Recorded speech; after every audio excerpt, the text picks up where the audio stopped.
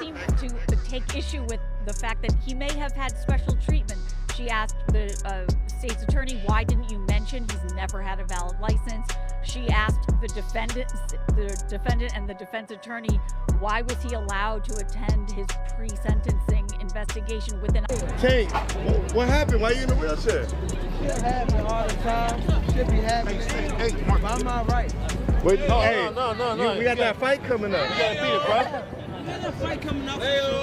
He's talking to me, dog. You gotta beat it, bro. Bro, Tank's talking to me. No, he ain't talking to you. He's talking to me right now, dog. Champ's talking. The champ is talking, and it all kicked off at the Miami airport. Chaos erupted when Gervonta Davis blindsided Jake Paul with a sucker punch, shocking everyone watching. But the story didn't stop there.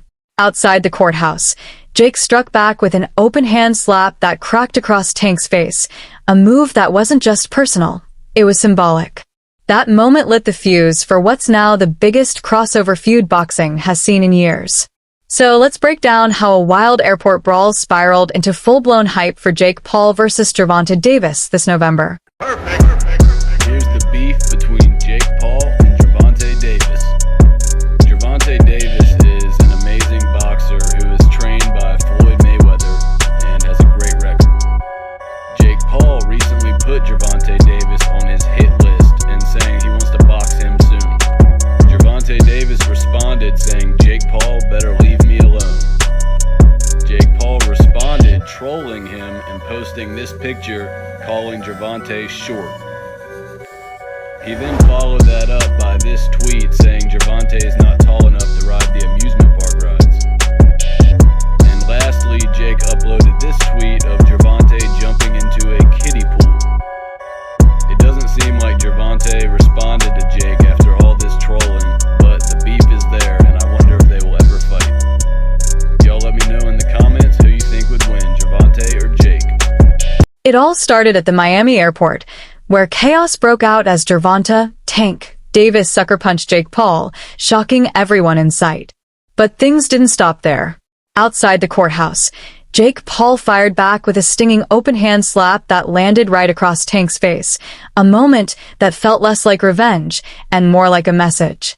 That single slap turned a personal grudge into one of boxing's biggest crossover feuds in years. Now, all eyes are on November as the tension between Jake and Tank explodes into the ring.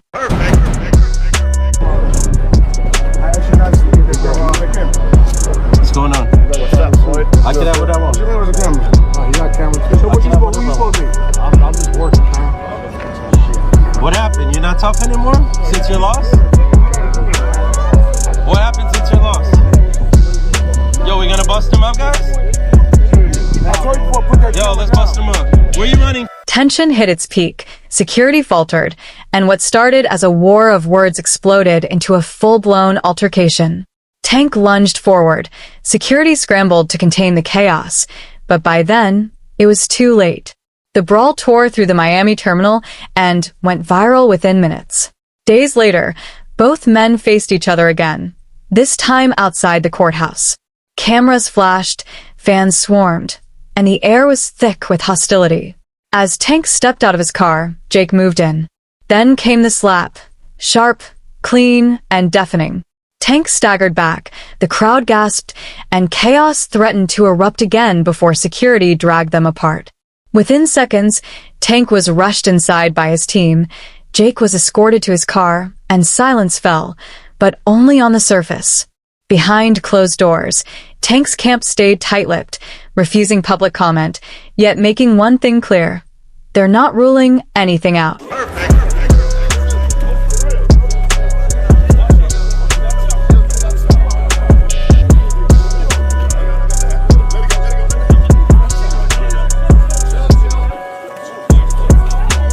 Reports suggest that Tank might be considering legal action, or even pushing to face Jake Paul in the ring sooner than expected. But here's the real story. This feud was never just about boxing. It's about dominance. It's about pride. Jake Paul may not be the most technically skilled fighter out there, but when it comes to psychological warfare, he's unmatched. Every move he makes, every word he drops, gets inside his opponent's head, And right now, he's living rent-free in tanks. Perfect. But we're not exactly satisfied with the sentence of 90 days home detention. We believe that based on the severity of this incident, it doesn't seem to be much of a penalty to me. The judge seems to take issue with the fact that he may have had special. This might have been Jake's most devastating mental blow yet, but don't get it twisted. Tank isn't backing down. If anything, today just lit a fuse that no one can extinguish. Inside his camp, sources say Tank was raging, furious, embarrassed but laser-focused. He's already demanding a November date to settle this once and for all. And when asked about Jake, Tank didn't hold back. Clown, he said. One word, pure venom. We're in discussions with a lot of names: Gervonta Davis, Anthony Joshua, Badu, Jack, Ryan Garcia, KSI, Tommy Fury. So there's a lot of people on the hit list, but Badu Jack excites me a lot, and I definitely want to become world champion. So going after Zerto or Badu sounds like a good game plan to me. If you had your pick of the litter and scale of 1, 2, and 3. First is Gervonta, second is Anthony Joshua, third can. Tank wants revenge, not tweets, not interviews, just fists flying inside the ring. No more talking, no more back and forth. This time it's personal. And here's where things get wild. The fight is official. Jake Paul versus Gervonta Tank Davis is confirmed for November. After everything that went down, the tension, the chaos, the slap heard around the world, the stakes have never been higher. This isn't just another boxing match. This is pride, payback, and pure war. How about Jake? What do you think of Jake? Clown. Yeah. He's a clown. Would you look at it as a joke if if your team was like, yo, we want you to fight Jake Paul? Would you be like, yeah, I'd laugh at him. Like, you want me to fight him? You think it'll ever come to the point where you're going to mix into, I mean, you're obviously doing the real shit, but will ever mix into the point where the money's big enough? Yeah, would you ever to do a take- fight like that? I feel as though in my career I can't do that right now. It's shaping up to be another massive crossover spectacle. Jake Paul stepping in against a smaller but faster and more seasoned fighter in Gervonta Tank Davis. On paper, the size difference looks huge, but now it's more than just stats. That slap changed everything. What started as a business move has turned into a personal war. This isn't just about money anymore, it's about ego, respect, and revenge. And both fighters know exactly what's on the line. Oh, Lord. I'm sorry. I'm just in a silly, goofy mood. Let's break it down. Gervonta Tank Davis is the undisputed knockout king of the lightweight division. Fighting at 135 pounds, he's been running through top-tier opponents, names like Leo Santa Cruz, Ryan Garcia, and Rolando Romero. Tank knows better than anyone how quickly a fight can change with just one clean shot. Gervonta's going to fight Jake Paul in November, and then we'll see what happens if there's an AJ fight. It'd be interesting to go from Gervonta Davis to Anthony Joshua, but I don't think the Chavez fight is terrible. I think it's a smart bit. The man's a monster, unmatched power, razor-sharp timing, and ring IQ that's on another level. Every punch he throws has bad intentions behind it. Reporters asked him who he planned to call out next, what his strategy was. But after that slap, the plan became crystal clear. There's only one name on his mind now, Jake Paul. Yeah, no, we're working on it behind the scenes to make that happen, and obviously that's the fight where the fans are going to win, and it's going to be the biggest event of the year. We're working on it, but it'd be an exhibition most likely. But stepping into the ring with Jake Paul, that's uncharted territory for Tank. Jake walks around at nearly 200 pounds, a natural cruiserweight who's already shared the ring with heavy hitters like Tommy Fury and even legends like Mike Tyson. He's taller, stronger, and carries knockout power that's put bigger men on the canvas. After the Canelo fight fell through, this matchup became the ultimate wild card, a collision between speed and size, precision and power. How suddenly and violently a fight can end. His knockout of Leo Santa Cruz offers a lesson of what not to do against a power puncher. That definitely was the best knockout. Cause you, like, yeah, wake up. Yeah, he was the only person that ain't gonna have that fight in. Yeah, he felt right there. Like, damn it, out the ring. He just threw don't know, like, it wasn't like faint or nothing. He just kept throwing it. Like, why would you throw it 3 times? Yeah.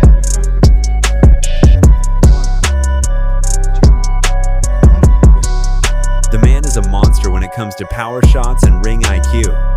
Who were you gonna call out? What was the plan originally? I think he was here. He came in my locker room. Shakur Stevenson? He wasn't in my locker room.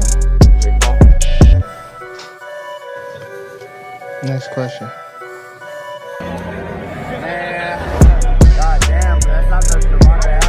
Tank's technically gifted, precise footwork, sharp counters, and fight IQ that separates him from the rest. And now, he's betting everything on that skill. He wants to prove that size doesn't beat talent, that technique outlasts brute force.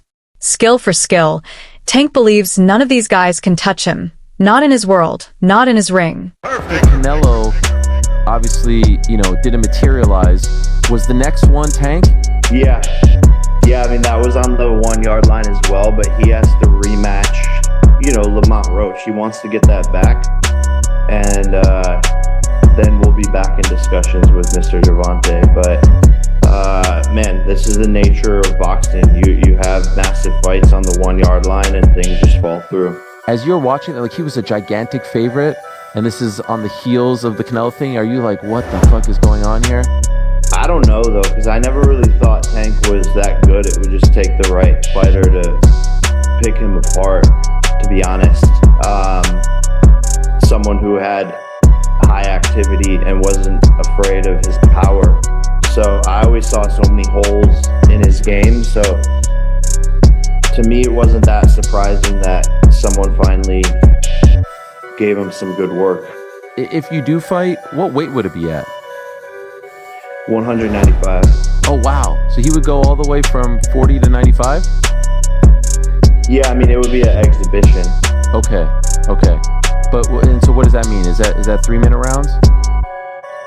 Yeah, 10 3-minute rounds. And when you say exhibition, what are the restrictions on that? No restrictions, just the fact that we couldn't actually get it professionally sanctioned. Okay. Is that still of interest to you? If he wins the rematch and you beat Julio, is that of great interest to you later this year? For sure. Speed, timing, and precision.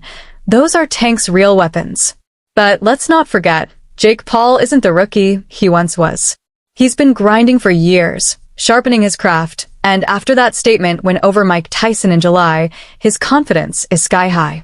Love him or hate him, that victory proved something undeniable. Jake Paul can take a punch, and he can give one right back.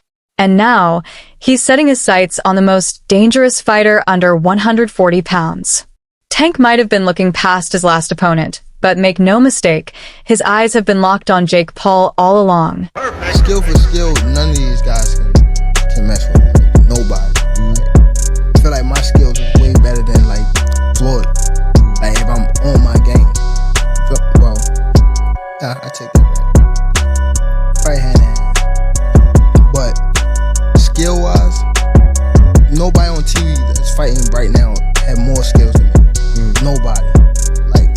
Talk about top to bottom list of fighters that's fighting. There's major buzz that this showdown could land in Las Vegas or even Saudi Arabia, 2 locations big enough to handle the money, the lights, and the madness. Major streaming giants are circling the deal: Netflix, DAZN, ESPN+. Everyone wants a piece of it. Because at this point, it's more than a fight, it's a global spectacle. And when asked about the weight class, Jake didn't hesitate. 195. This isn't happening on Tank's turf. It's happening on Jake Paul's terms. I am looked at by these younger kids as this is all we know. Done. As a boxer, he's the best. No titles on the line, no rankings at stake. Just 2 men with something to prove, and one viral slap that sent the whole world into a frenzy. Gervonta Tank Davis just posted that he's ready to settle it once and for all.